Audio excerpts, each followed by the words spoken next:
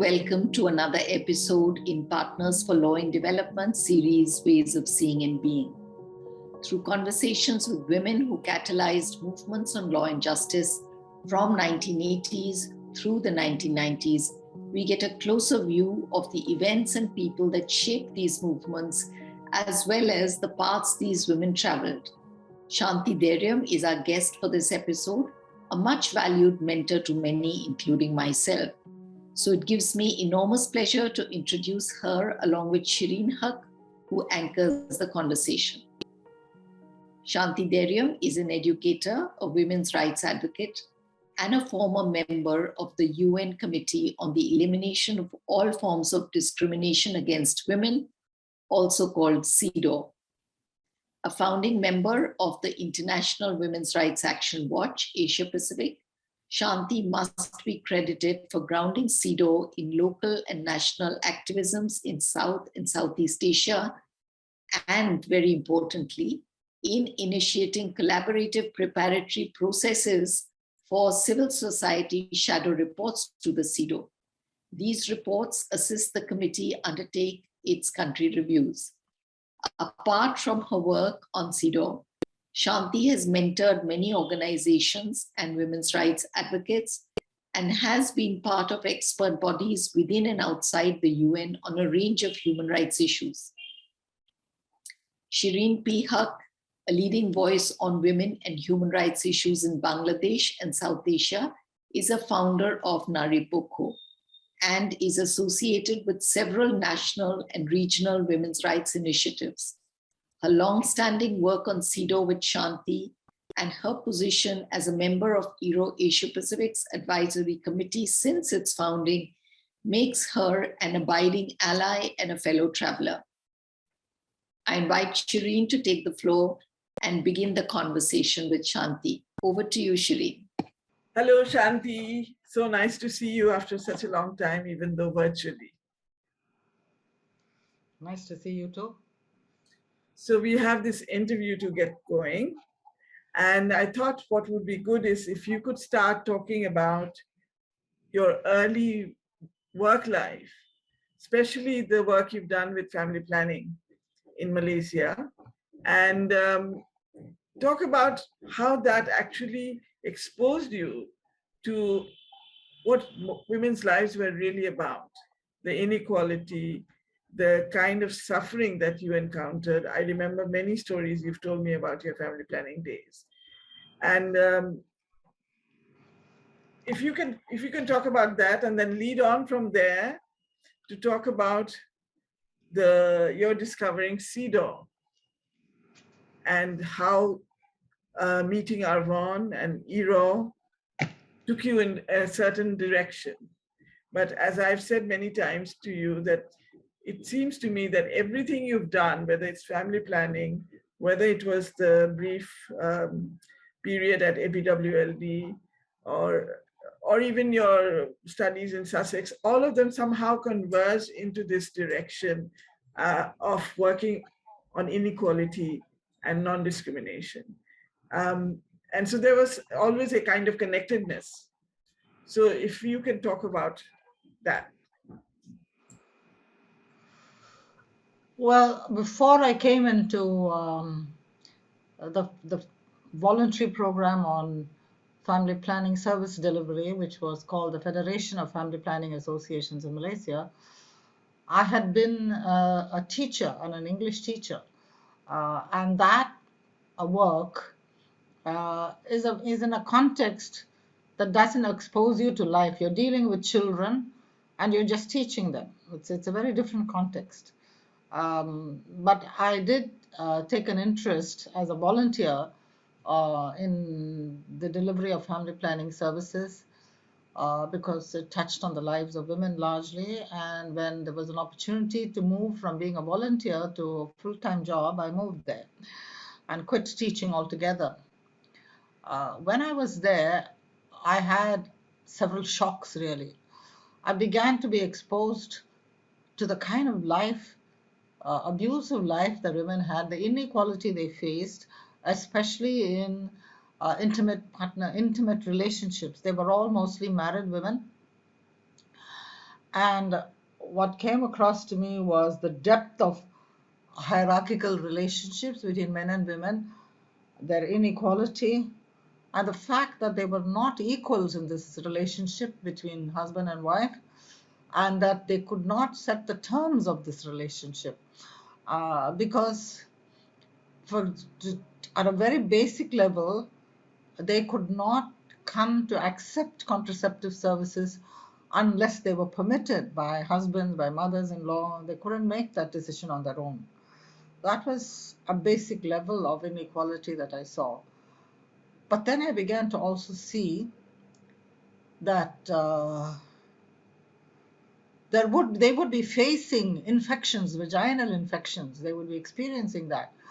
And paramedic staff in the clinic would treat them, but also give them medication to take back to their husbands, because they said, if you have the infection, your husband too will have it, and unless he's treated, you cannot be rid of this infection. And that would horrify the women. And they said they could not talk about such things with their husbands. They could not tell them even that they had an infection. They could not tell their husband that probably he was infected.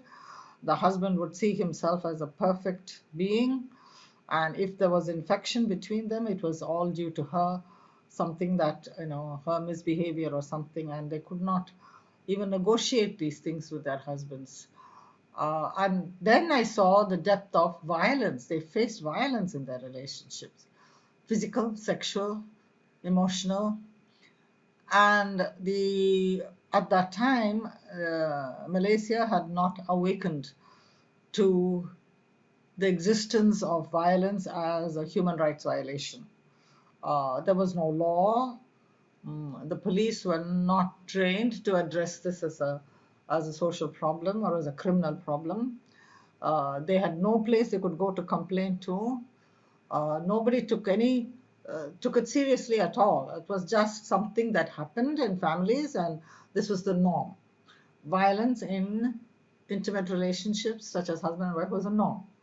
And so our clinic staff would be very sympathetic, compassionate, treat them, give them consolation, and send them home back into that relationship. And this for me was very, very disturbing and shocking. And I said, there has to be something out there that can be done to stop this problem. And I began to see that inequality in the relationship, inequality between women and men, was key, that this is what was triggering this kind of social problems, if they call it social problems, this is human rights problems for women. And at that time, APWLD was founded and set itself up in Kuala Lumpur, Malaysia. And it was a women law and development program, and I felt that going into APWLD would give me some clues. At the same time, there was an awakening with the women's movement in Malaysia on the issue of violence against women. There was a huge campaign that happened. Say this was around 1985. I had started work full-time in the Federation in 1981. And by 1983-84, there was a huge activism in the country by women's groups where they were raising awareness about all forms of violence against women, demanding changes in the law and better services and programs for women where this was concerned. New women's groups were being set up. At the same time, the Nairobi Conference on Women was held in 1985 as well. And so there was these developments for women's rights throughout the world and in Malaysia. And the Women's Aid Organization, which runs until today a shelter for abused women in the family, started its work in 1982. And therefore, I became a volunteer with Women's Aid Organization. I thought that will teach me something on how to address this problem and to work with this problem. And by a few years down the road, I think it was around 1987, if I'm not mistaken, that APWLD set itself up. So these two things, getting into women's aid as a volunteer And becoming a program associate with APWD was my next move to give me a sense of what should be done. Access to justice for women, that was the question at the end of the day. Remedy and access to justice. Uh, these were concepts that were not talked about at that time. Yeah. Neither the state and even women's groups did a lot of work on violence against women, but they were not looking at it in a strategic, critical manner of access to justice. So I went into APWLD, and with their program, I worked and looked at the law, the use of the law that could address the problems for women. But still, there was a sense of it was not enough. What was happening was not enough. And around that time, I joined APWLD as the first program associate. I set it up along with Noor Farida Arifin. We set up the organization in Malaysia. There's a big history to that, how it came about, but I don't think we should go into that now. And that was about 1987. And in a year after that, I suddenly stumbled upon CEDAW. I read an article by Arbon Fraser, who had founded a program on CEDAW station based at the University of Minnesota Women and Public Policy Division of the University of Minnesota, Hubert Humphrey Institute they had there. And she had written an article about CEDAW and its significance. And that struck me because CEDAW was talking about international standards for equality. They said what underpins the problems for women is their inequality. And by 1985, as I said, the Nairobi conference had taken place. It was the end of the decade of women of the UN, 75 to 85. So there were international developments at that time. And the Nairobi conference came up with what was called their document that they produced was called the forward-looking strategies. And it looked at various programs and strategies that needed to be addressed for women, and including the setting up of the establishment of national machineries for women. That has to be from the government, a special institution that would look at women's rights. All of this was there. But when I read the article on CEDAW, I realized CEDAW was hitting the matter on the head. It was talking about inequality. None of them, even forward-looking strategies, was not so strong on looking at inequality and the need for equality for women. So there was CEDAW talking about equality issues and the right to equality for women.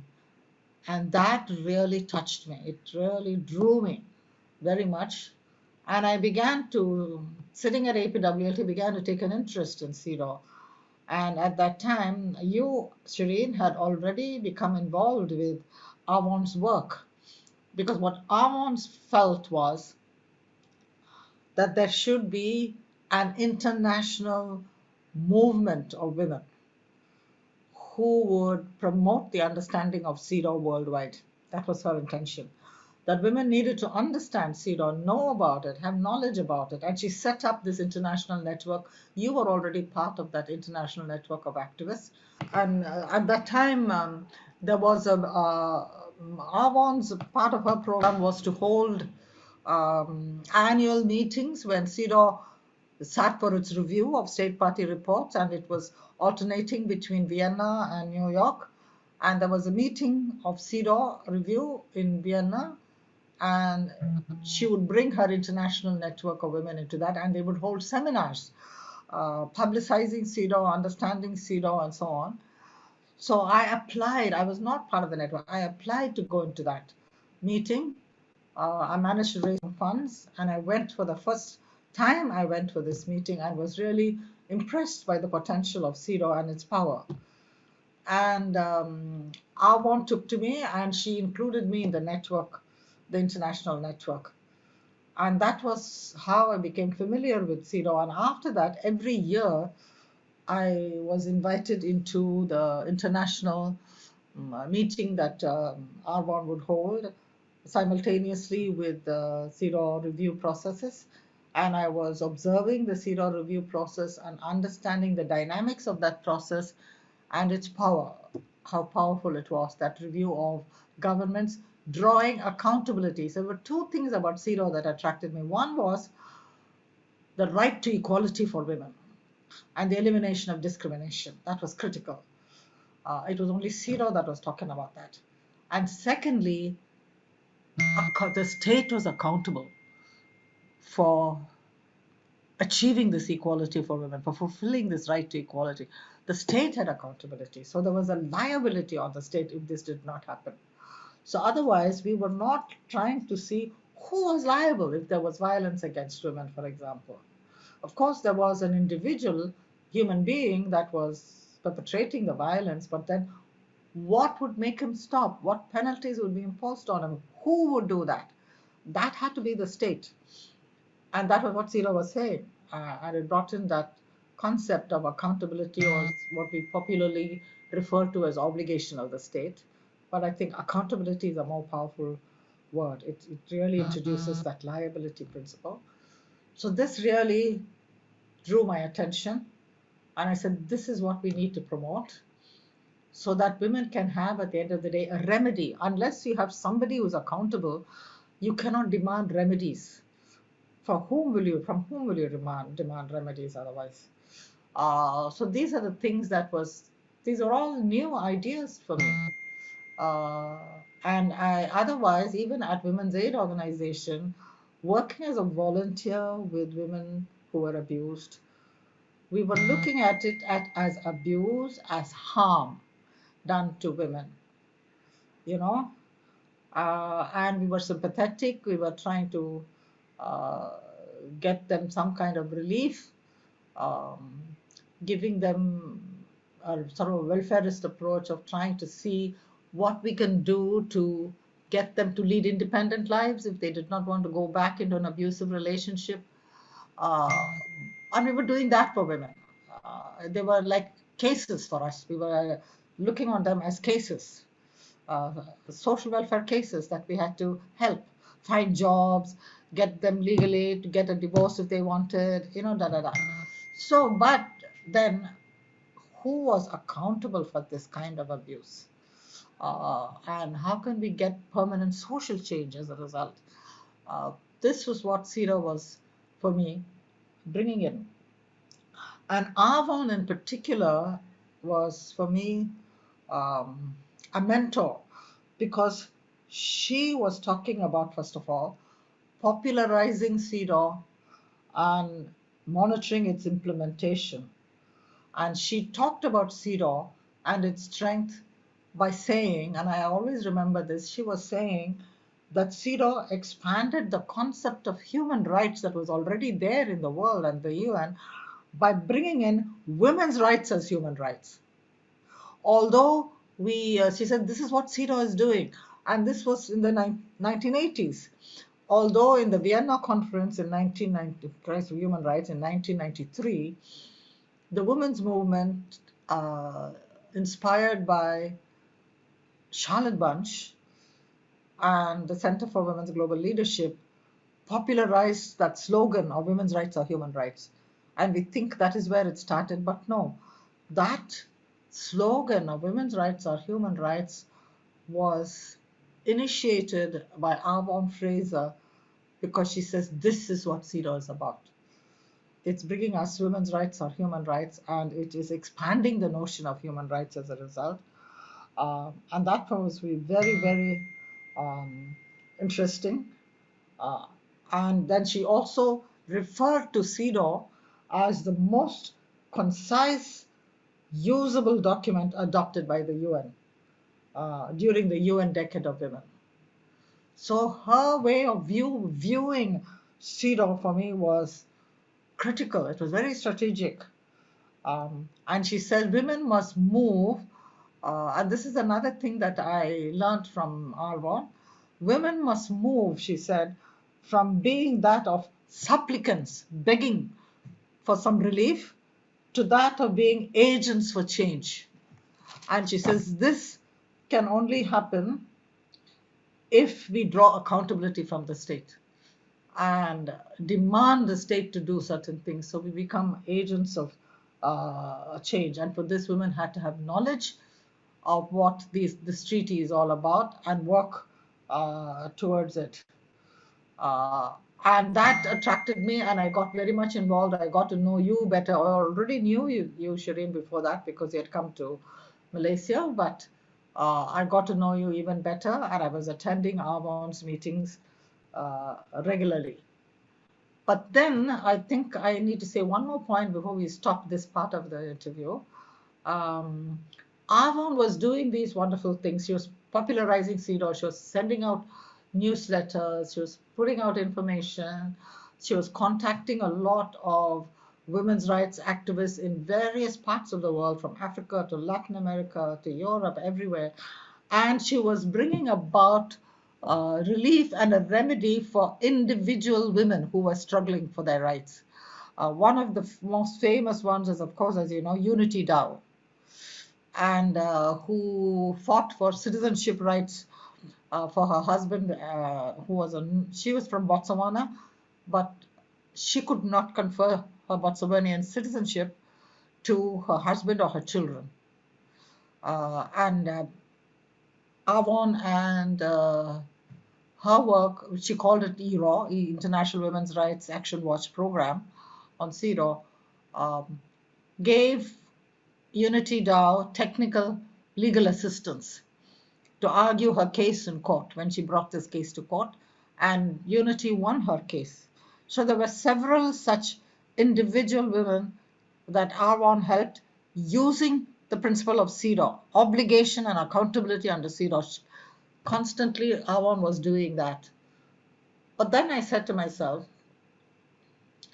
this is change in the lives of individual women, and that is very good. But we need social change on the ground in the countries concerned, policy and institutional change that will impact on all women, not just individual cases. Yeah, and for that, we need a groundswell of women in each of our countries to learn about CEDAW, use it, and draw accountability from their governments. Now, the Minnesota program under Avon, path-breaking as it was not doing that. So I had discussions with Avon, and at that time, Marsha Freeman had joined Avon, about the need for that groundswell of women that would make these demands and become agents for change as a collective, as a political constituency in their country. And she said that sitting in the US and at the university in particular, they would not be able or have the mandate to do such national or regional level work. And therefore I said, okay, which means, and I had you constantly consulting with you at that time, I said, let's start it in Asia and the Pacific. And I borrowed, with her permission, I borrowed the name of IWRAW, but I attached Asia Pacific to it, and started the program in Malaysia. But around that time, it was by that time 1989, I also said, okay, I have learned quite a lot working with women who are abused on the ground. I have worked with APWLD, and I have understood the role of the law, although I felt that international standards for law and development was not being talked about even in the APWLD program. But then I said, underpinning this question of equality is the ideology of inequality. That is the norm. And we need to understand that ideology. Just looking at the law as a savior is not going to help unless we see how to manipulate the law so that it will address that ideology of inequality, of gender inequality. That is the root cause of all these violence and violations of women's human rights. And then I said, I need to understand theoretically how this ideology. And that is what propelled me to go and do my master's at the University of Sussex. And I did my master's. It's not just development studies, it was gender and development that I looked at, and how women were affected by this ideology, whether it was in development or any other form of rights for women, legal rights and so on. And that was a very good decision, in my opinion, because what I learned from that course has stood by me and given me that intellectual capability until today. So that's how I went in end of 1989. So the whole of 1990, 1 year, I was at Sussex. And then I did a little bit of work at the Commonwealth Secretariat and came back to Malaysia by 1992. And then I said, we need a program, because having discussed this with both you and Arvon, we said we need a program on CEDAW. And I thought the best thing would be to integrate a component on CEDAW related work into an existing women's rights program. And I thought of APWLD and so on. But it was not attractive to others. They had not gone through the mental transformation that I had gone through to understand international standards, the question of equality, the ideology of inequality. It was not attractive to others. So then I said, no, I should not be looking for another organization that I can hang my hat on, the CEDAW hat on, and I will start my own program. And that was why in the 1992, I spent sending off proposals to donors. It was not easy because I was a nobody. Nobody knew about me. And here I am trying to start a new regional organization. And I had no track record to show where all of that is concerned. I had no office. I had no infrastructure. Nothing. No email, no internet. But I managed to do my proposals. And finally, the Netherlands came back and said they would fund me for the first year and then see how it goes. And I decided they came back in 1993, and I set up IWRAW-Asia Pacific in 1993 June.